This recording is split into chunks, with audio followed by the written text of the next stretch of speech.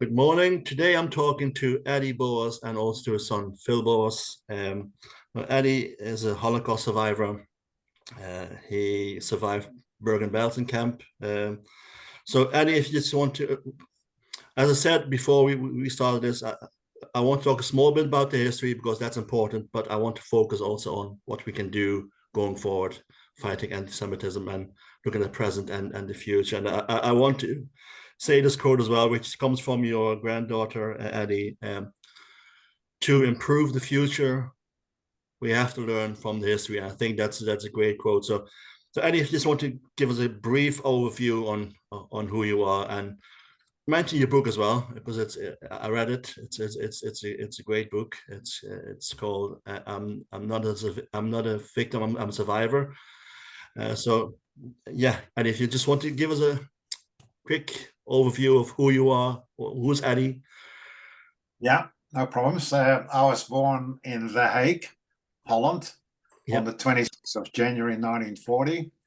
And of course, the Germans invaded Holland 3 months and 15 days later. The Dutch fought them bravely. My father was in the Dutch army fighting the Germans, but it only lasted 5 days. So I was only a baby when the war broke out. My mother was where we lived in The Hague with my brother, who was born in 1935. My father came back from the front line to The Hague a few days later. He had never seen me before because he was in army boot camp. And we lived under occupation in Holland till we got deported to Westerbork, which was the transit camp that Dutch Jews used for Jews to go to the concentration camps. We were one of the last people in The Hague that were deported. We were deported on the 28th of September 1943 to Westerbork, and then on the 1st of February on to Bergen Belsen. During that period, everybody knows about the restrictions on Jews. They couldn't go on trams, buses, etc. Couldn't go into parks, couldn't spend any money, couldn't own a business. So during that 3-year period, my mother was the only one who went to the shops on certain days when she was allowed to get some food. My father stayed at home. He was a pretty big fella. And we survived by, I won't say good fortune because I don't believe in luck, but by basically the smartness of my mother, her life experience. She worked as a delivery for my grandfather, who had a fruit business. And she was the first woman in Holland to drive a truck.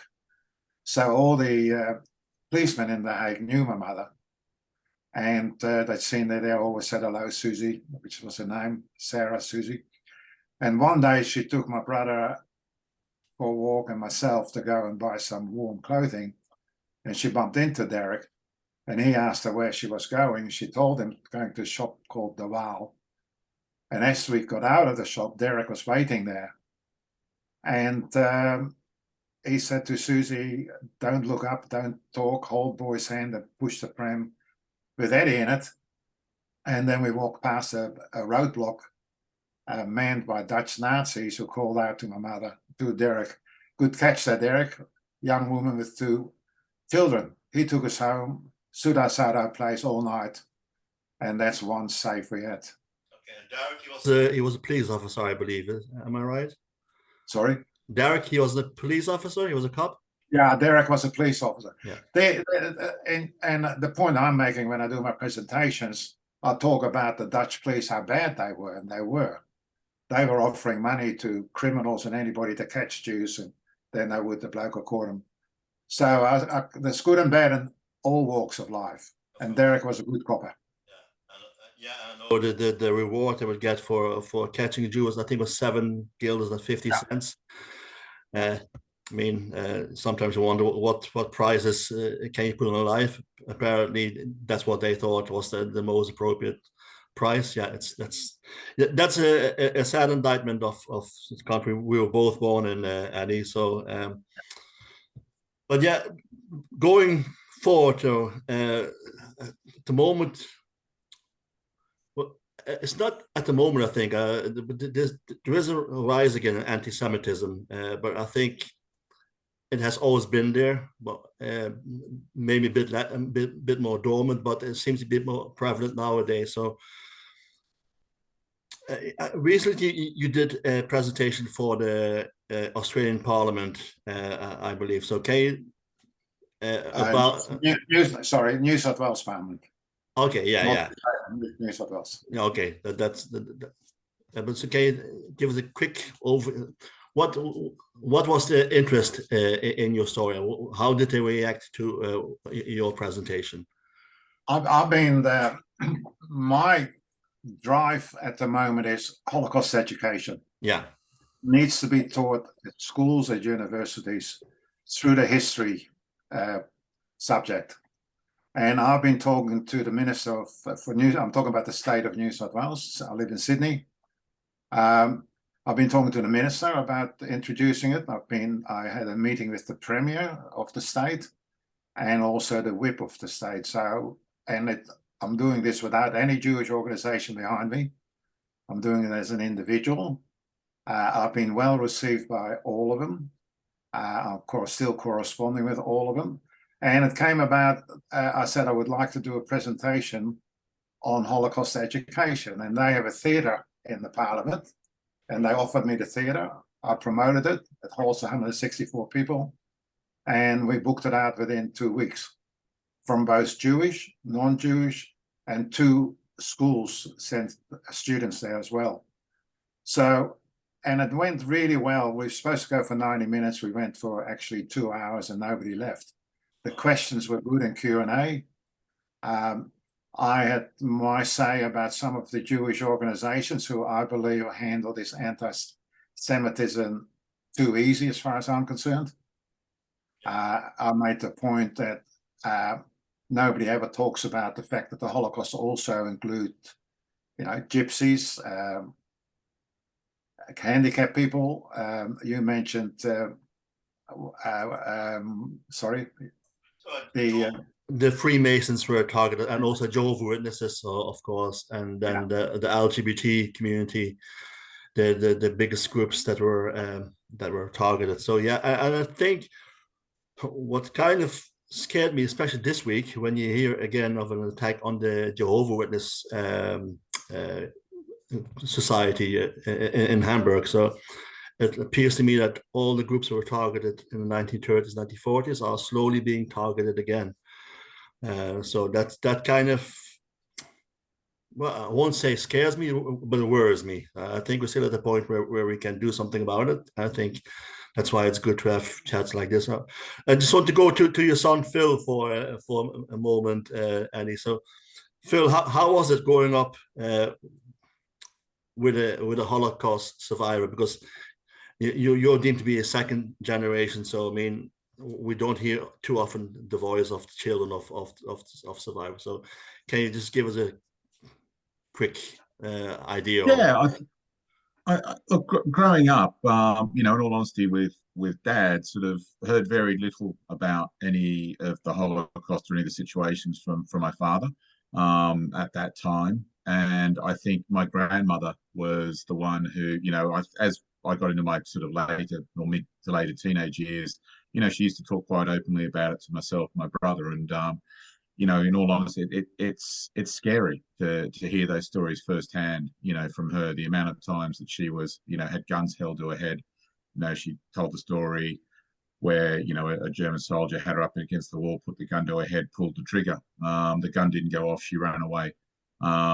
She talked about how in the camps, she used to scrounge food, keep the family alive. She was an incredibly, strong woman, so hearing those stories firsthand, it has an effect on you in a sense of understanding sort of the struggles that your family went through. I think from my dad's point of view, as I said, I think he would probably tell you he didn't talk about it really in his younger years at all. It was something I think that he pushed to the back of his head. And it was something, I think it really hit home for me when I had children. And, obviously I understand that the horrors and speaking to my grandmother, but really sort of understanding when I had a son who was about my father's age, you know, looking at him and realizing what my father went through at that age was, you know, it's horrific. And you know, the thing that got them through that was just the strength of really my grandmother and my grandfather, and my uncle, my older uncle, dad's sort of older brother. The fact that they were able to sort of endure that and get through it is amazing. You know, the strength that they had, the fortitude that they had. I don't think anybody, you know, can really. There's no way you can put yourself in those shoes. You cannot understand it. But the strength that those people, you know, had that went through it was incredible. But as I said, sort of during my dad's younger years, you know, I he never really talked about it, but he had a and still has, you know, a drive and a focus, which, you know, I'm incredibly proud of and wish I could match in some way, shape, or form. But you know, he always has a focus, always has a drive, and that's what keeps him moving. Yeah, I know that because I spoke to your father before. Yeah, it's I truly admire that, and it's typically you say that when you had children yourself, you start looking for getting more into the story of it. I'm more or less the same. I was looking. Well, I'm not Jewish. Well, I'm Christian, but my father was Catholic. But his father was executed by the Nazis during World War II as well, and that had an impact on him. And therefore, it translated that impact straight on me as well. But it's only when I had kids I started looking for answers. So yeah, I can identify with that. So, but Eddie, going back to you and well, your plans for the future, I suppose. Um, you said you'd like to see the Holocaust being put in the history curriculum, and I totally agree with you. But how do you think we can achieve that? How, because there's still such at the moment still such a lot of Holocaust distortion and denial going on, and seems to be getting worse and worse as well. So, how do you think we could achieve that? If you have any ideas on that?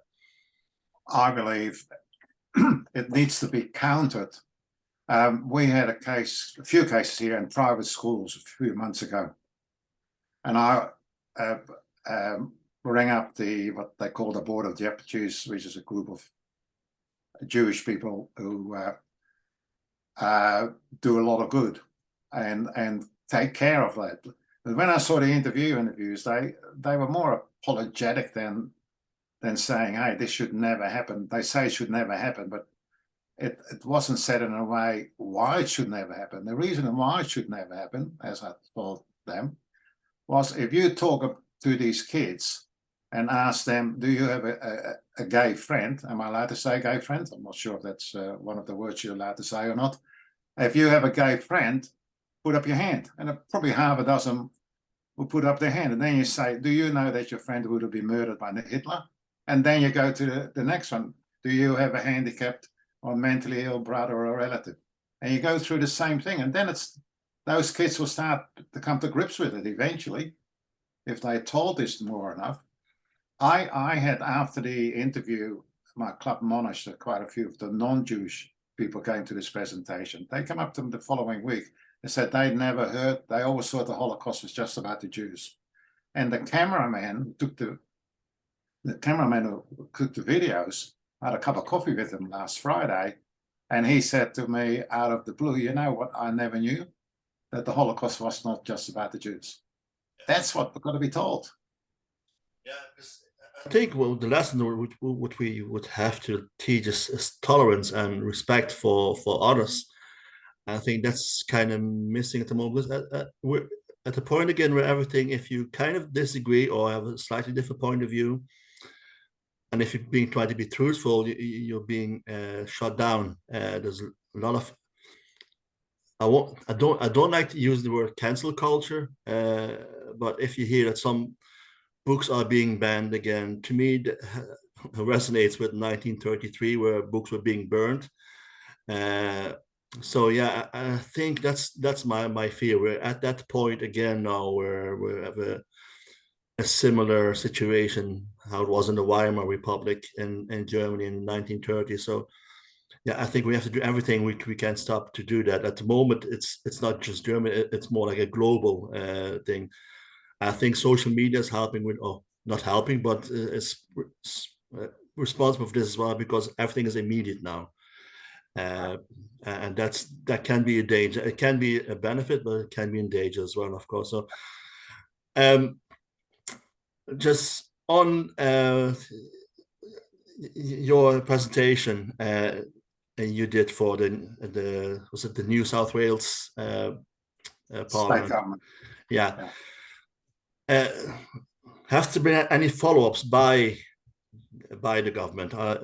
Did they come back to you and say, Eddy, this is great, we're going to do this and this now? Because yeah, absolutely. The unfortunate thing is we have a state election in 3 weeks' time. Yeah. And the Liberal Party are in power at the moment, and according to all the pundits, they're not going to win. So I have to start all over again with the Labour Party if that's the case. So I hope the Liberal Party wins, obviously. But can I just come back to the social media thing? And I think Sarah Jane brought that up in her, and she talked about that Kane West, or Ye, whatever the bloke's name is, how he has got millions of followers, and the kids follow him, and whatever he says, they believe. But why isn't anybody, that bloke who interviewed him, did an interview with him in the first place, the English fella, I can't think of his name now. Piers Morgan. Yeah, why didn't they say to him, what happened to the colored people? Once the Jews were gone, who were next, do you reckon? The colored people. Hitler put up camps for blue-eyed blonde women and blue-eyed blonde fellas to breed the perfect race. Yeah. Why don't people tell this Kay West that you would have been next? And that's a fact. Yeah, and because Germany also had colonies in Africa, and the African Germans, as they call them, they were sterilized to make sure that there wouldn't be any continuation of that. So, and that's often forgotten. That's just part of the Holocaust as well, by the way. That's often forgotten or not talked about. It's because it's not a popular thing to say, I suppose. No. Phil, I believe you're in London at the moment. So do you see anything in the UK? Because I see there's, luckily, I have to say, in Ireland, it's not as bad yet. There isn't that much. People are a bit more tolerant here of others, and we because there's a Irish saying, 1,000 welcomes, and it's still there, even though it's kind of getting a bit less. So, but I've seen reports in the UK where there's clearly there's some issues with anti-Semitism, and even when you look at the current situation, with just a simple example with Gary Lineker, he's speaking his mind. He sees what the government is doing there with all their policies. What are your thoughts on that, Phil, if you don't mind? It's a difficult one. I personally, haven't seen any, anti-Semitism in the UK. But you're right. It does happen. The Gary Lineker case, I think, it's an interesting one. I think sometimes people say what they say for a shock value without understanding what it means to people. I think across all religious groups, there's elements of, there's too much friction and fraction between a lot of religious groups at the moment. I think the points earlier, people just need to learn to get along and tolerate. People have different beliefs. People always have, for thousands and thousands of years. We've got to accept those beliefs that people have, tolerate those beliefs, and let people, as long as it's not getting in the way of other people's lives, people should be able to get on with their own lives and the beliefs that they have. I think in the media now, with these, with celebrities, like Kanye West or Gary Lineker, they need to think before they make these comments, because I don't think they really understand the depth of the Holocaust and the people it affected and the different groups it affected. Because I think if they did, as you and my father have been saying, they wouldn't make those comments. So I think the education part is just so important, not just from a school level, but I think at a level up through society. Yeah, I even think that the Holocaust should be taught at a primary level. Start them when they're young. But yeah, I do agree. People just have to be careful on what they say, and we have to tolerate each other. We have to be able to live with together. I mean, I wouldn't like to live in a world where everyone is like me, because God love us all. No one I wants wish to. that No, too. no one wants to go there. But yeah, no, I think it's important to have a debate, and that's what's often missing. It's no longer talked about. It's statements, and it's often just memes on social media and used as a fact, which it isn't. So There's another point where if you ask somebody how many Jews are there in this world, they wouldn't have a clue. yeah, There are 8 billion people in this world, and only 16 million are Jews, 0.002%. yeah. If you're really serious, are they going to control the world? And that's what everybody's saying. I know, and that's and that, yeah, it's just ignorance, kind of, that breeds stupidity. I suppose so. Yeah, I mean, my point is, sorry, Derek. My point is, why don't people bring that out and speak about it? I mean, Then people learn. if people just look at facts, they know. But that's a problem at the moment. People are no longer interested in facts. People like to see headlines, and they go by that, and they don't feel there's no need anymore for a full story. And that's how I often feel. People just, oh yeah, that's what it says. So it's right. Yeah.